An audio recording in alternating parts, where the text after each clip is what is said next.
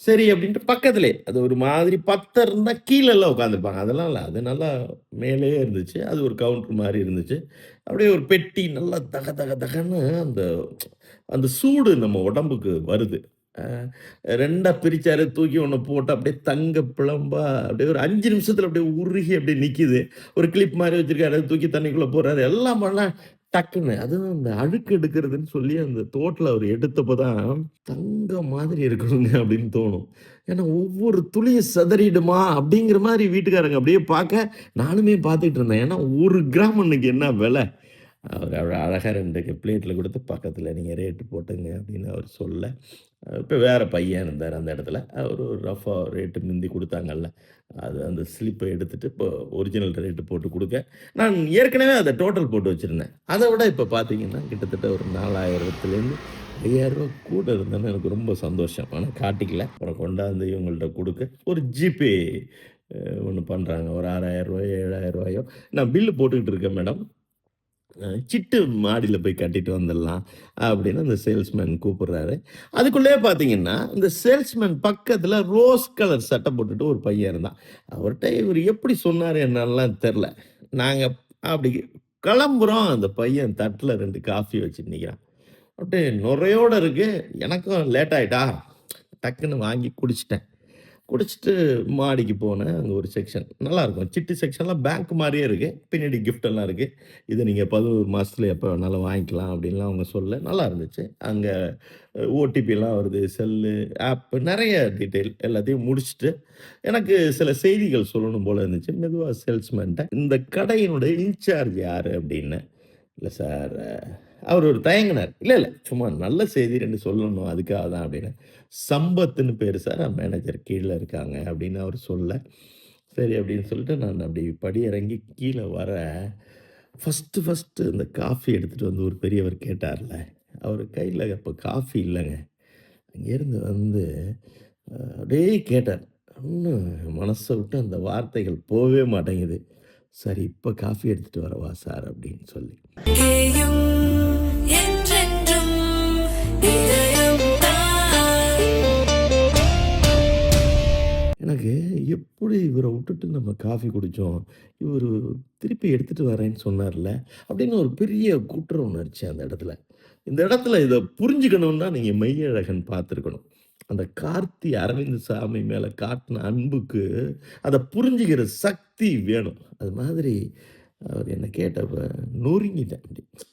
இல்ல சார், பையன் கேட்டாரு, குடிச்சுட்டேன் சார் அப்படின்னு. சார் குடிச்சிட்டீங்கல்ல? சந்தோஷம் சார். அதனால ஒண்ணும் இல்ல சார். அதனால ஒண்ணும் இல்ல சார்ன்றப்பயே, என்னமோ அவரு ரொம்ப நாளா அவர்ட்ட பழகுன ஒரு ஃபீல் இருந்துச்சு. எனக்கு ரொம்ப சங்கடமாயிடுச்சு. இவர்ட்ட சொல்லாம அந்த காஃபிய குடிச்சிருக்க கூடாதுன்னு சொல்ல, அதுக்குள்ள சம்பத் சார்ட்ட அவர அழைச்சிட்டு போனாரு. அ அவர பார்த்தாலே ஆசையா இருந்துச்சு. "சார் நமக்கு எந்த ஊரு சார்?" அப்படின்னேன். "மன்னார்குடி" அப்படின்னாரு. அதிலேயே இழுத்தாரு. "மன்னார்குடி பக்கத்திலயா சார்?" அப்படின்னேன். "ஆமா sir. Thiruthuraipoondi road." "Sir Thiruthuraipoondi ரோட்ல சொல்லுங்க சார்" அப்படின்னேன். "விக்கிரபாண்டின்னு ஒரு ஊரு சார்" அப்படின்னாரு. ஏன்னா, அது ரொம்ப குக்கிராமம். இன்னைக்கு இந்த ஸ்டோரினுடைய அப்படியே இன்சார்ஜ் அப்படின்னா, எத்தன வருஷத்துக்கு முன்னாடி இவரு மெட்ராஸ் போயி, ஜிஆர்டில ஜாயின் பண்ணி, எல்லா செக்ஷனும் இருந்திருக்கணும். அதுலலாம் ஒண்ணும் சாதாரண செயல் கிடையாது. இன்னைக்கு இவ்வளோ பெரிய பொசிஷன்ல இருக்கிறதுக்கு. மன்னிக்கணும் சார். இது வேற வார்த்தை என்கிட்ட இல்ல. அப்படியே உங்கள பார்த்து கையில ஒரு மம்புட்டி குடுத்தா பொருத்தமா இருக்கும் சார். அப்படி உழைச்சிருக்கீங்க சார். அப்படியே நீங்க பேசினது, அப்படியே அந்த கண்ல இருந்தது. நான் அவர்ட்ட சொன்னேன். இந்த ஃபார்ம் வந்து கோடா இருந்தா தேவலாம். பேர் எழுதுறப்ப கட்டமா இருந்தா தப்பா இருக்கும். இந்த கம்ப்யூட்டர் சாம்பிராணி இந்த மாரி எரியுதுல்ல சார். அதுக்கு பக்கத்தில கம்ப்யூட்டர் இருக்கக்கூடாது. அதுக்குள்ள ஃபேன் ஓடும் சார். அதுக்குள்ள போய் அப்படியே படிஞ்சிரும் சார்ன்னு சொன்னேன். எல்லாத்தையும் சார் ரொம்ப நன்றி சார். நான் பார்க்குறேன் சார்ன்னு அவரு கேட்டுக்கிட்டப்ப, ஒண்ணே ஒண்ணு எனக்கு தோணுச்சு. டெல்டாலேருந்து ஒரு கிராமத்திலேருந்து போயி, ஒரு மனுஷன் இத்தன வருஷம் உழைச்சு, ஒரு இன்சார்ஜா அப்படி பெருமையா நிக்கிறப்ப ஆசையா இருந்துச்சு. எல்லாத்த விட அந்த காஃபி கேட்டார்ல, "இப்ப எடுத்துட்டு வரவான்னு." எப்படி ஒவ்வொரு ஸ்டாஃப்பையும் இந்த ஜிஆர்டி ஓனர் உருவாக்கி இருக்கிறாரு. அதனால தான் நெறைய ஸ்டேட்ல இன்னைக்கு ஜிஆர்டி இருக்கு. ஏன்னா எல்லா கடைக்கும் ஓனர் போ முடியாது. எப்படி இவங்க நடத்துவாங்க அப்படின்னு சொல்லி அத யோசிச்சு பாருங்க பயமா இருக்கும். ஏன்னா ஒவ்வொரு கிராமும் விலை. ஏசி ஓடணும், ஆட்கள் வருவாங்க, ஒரு காம்படிஷன் எவ்வளோ விளம்பரம். ஆனாலும் தொழில் நடந்துகிட்டே இருக்கு. ஒரு கிட்டத்தட்ட நல்ல பொசிஷன்ல இருக்காங்கல்ல அவங்க. அதுக்கு காரணம் இந்த ஆட்கள் தான். ஆனா ஒண்ணே ஒண்ணு சொல்லுவேன் சார். நீங்க கோச்சுக்கிட்டாலும் பரவால்ல. இது வந்து ஜிஆர்டி ஓனருக்கு. அந்த ஜிஆர்டி எழுத்து இருக்குல்ல சார், அந்த 3 எழுத்து. அத விட அன்னைக்கு எனக்கு காஃபி குடுத்தார்ல சார், "இப்ப எடுத்துட்டு வரவா?" அப்படின்னு சொல்லி கேட்டார்ல சார், அந்த அன்பு பெருசு சார்.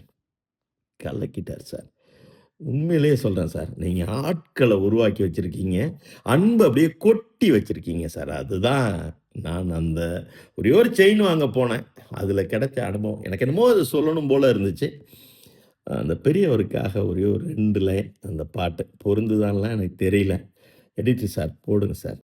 தேரா காதலோ இது யாரு சேர்த்த சொந்தம் காலம் கோர்த்த பந்தம் தீரா காதலோ இது யாரு சேர்த்த சொந்தம் காலம் கோர்த்த பந்தம்.